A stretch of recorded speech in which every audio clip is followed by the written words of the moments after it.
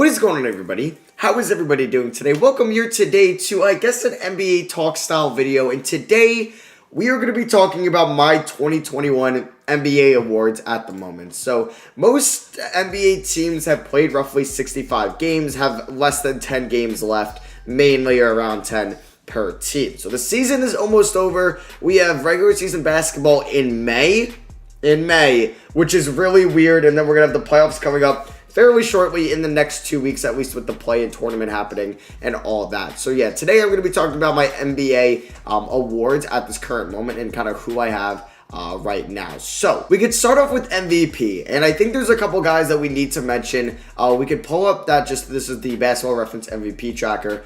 Nikola Jokic is my front runner right now. He's still my MVP pick, but I feel weird giving it to him because I'm very adamant on I don't think a player should win MVP unless they have like a top 4 record in basketball. And the Nuggets are getting better, and they do have a top 4 record at the moment. So if they pick it up and they're 9-1 in their last 10, it's got to be Jokic, right? But if they maybe fall to the 4 seed, they have like the 5th or 6th best record in the NBA. It's tough. But right now, I think Jokic is the MVP due to them, like, they would be tied for the 1st seed in the Eastern Conference. And, like, that would change my perspective a little bit on Jokic. But I think since that they have a top 4 record right now, tied for the 4th record, or tied for the 3rd record with the Brooklyn Nets, Jokic is your MVP. I think he's number 1. He's averaging, 26 points, 11 rebounds, 8.5 assists on the season. They're 9-1 in their last 10.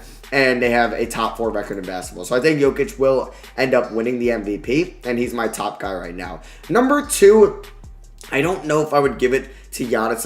Like they don't even have Joel Embiid up there, but Joel Embiid obviously has missed a bunch of games, so he won't, I don't think, win the award. He's only played 44 games. He's probably going to end up with 50 out of 72, which I don't think will get it or give him the MVP. But he's on a top 2 team in the Eastern Conference. He's averaging 29 points and 11 rebounds, and also being very efficient. And obviously, he's a great rim protector. And the Sixers currently are tied for, or not tied, but they have the 2nd best record in the Eastern Conference. So I would at least give Embiid an honorable mention. But Giannis has definitely kind of emerged himself as being a top candidate for the MVP award. He's the 3 seed in the Eastern Conference. He's averaging 28, 11, and 6 on the season. The Milwaukee Bucks are 39 and 24, and I think he will get some top 5 or some top 3 votes, and I think he could finish 2nd there in the MVP race. Another player would have been James Harden, but unfortunately James Harden has not been playing as of late, so he's got 42 games right now in the season. Yeah, he's going to end up with like 50. Like, Embiid's played more games than Harden, so I don't think Harden will end up as an MVP for the Brooklyn Nets. I think we should give Kyrie at least some recognition. He's played 47 games, so he'll end up in the mid-50s,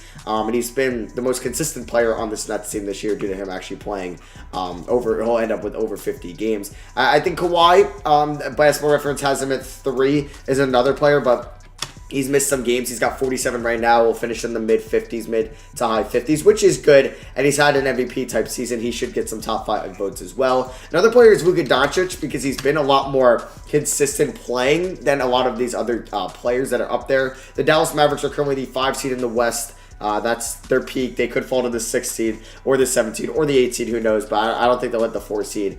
And they are 36 and 27. They're having a great season or a solid season after a rough start. And Doncic has been having a fantastic season, and he deserves to be getting some top 5 votes as well. So yeah, I kind of went over if I had to do my top 5, it'd probably be Jokic 1. It's tough because games played means a lot here. And Gobert's played actually 63 games. So yeah, Jokic has been playing. He's played 64 games. So it goes Jokic 1 for me. I would give Giannis 2. I'd probably give Embiid 3 because Embiid's played 44 games. Kawhi's played 47. So I'd give Embiid 3, Kawhi 4, Luka 5, and then probably have Kyrie at 6. I would definitely give Chris Paul some love. Actually, no. I would probably have Chris Paul in front of Kyrie Irving. Chris Paul has played how many games on the season so far? 62. Yeah, I mean, obviously, he's not putting up the most flashiest numbers we've seen in the throughout the season, but we know he's making the Suns a lot better of a team this year, so you got to give him, I think, some top 5 votes. So they'd probably go 1 Jokic, 2 Giannis, 3 Embiid, 4 Chris Paul, or 4 Doncic, 5 Chris Paul, 6 Kawhi, 7 Kyrie. That would be something like that for me.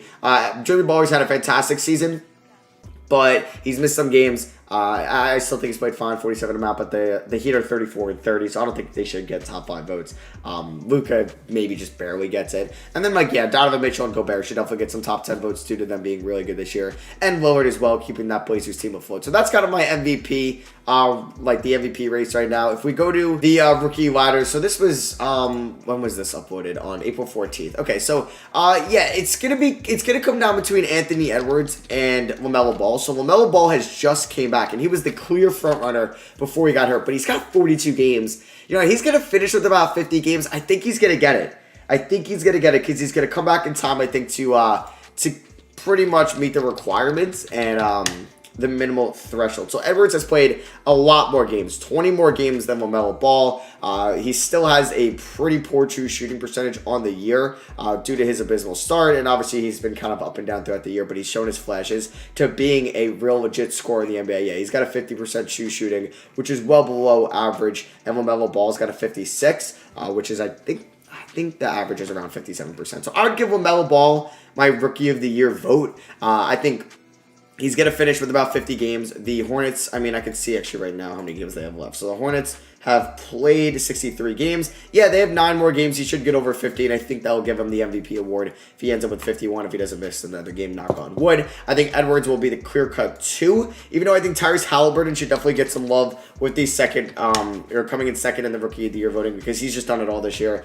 13 points, 5 assists, 3 rebounds, shooting well from 3, from the field, and he's a good defender as well. And he's been consistent, played 57 games throughout the season. He should finish 2 or 3. And then you're kind of getting into a couple other guys like Jayshawn Tate, who will probably finish 4th in the Rookie of the Year voting, which he's came out of nowhere from overseas, 25 years old, and he's a rookie. And he's had a pretty solid year in what, for the Rockets, have had not a lot of good things happen to them this year. So shout out to Jayshawn Tate, playing really well. Emmanuel Quickley is kind of falling out, of getting any top 3 votes. Not Bob Quick. Emmanuel Quick, he's been playing better a little bit as of late, but he had kind of a rough stretch right after the All-Star break. I think he'll get maybe number 5 votes. I think it's going to be consensus 1, 2, 3, 4 with LaMelo, Edwards, we'll say Halliburton for now, and then Tate at 4. And then you have Saddiq Bey and James Wiseman will probably finish. He's out for the year, and how many games does James Wiseman have? He's at 39,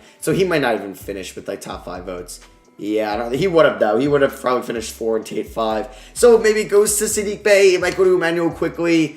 It might go to Saddiq Bey. Yeah, because he's just been more efficient than Emmanuel Quickley. And then the other player, who was the other one that you could think of, Desmond Bane, who's averaging 9 points for the year, but he's been incredibly efficient. He has a true shooting percentage of 59%, so he could get it as well. So now we got to go into the Defensive Player of the Year, and I don't think they have a tracker on Bleacher Report. I don't know why I thought they did. So we'll just talk about Defensive Player of the Year. It's going to come down between 2 players, in my opinion, Rudy Gobert and Ben Simmons.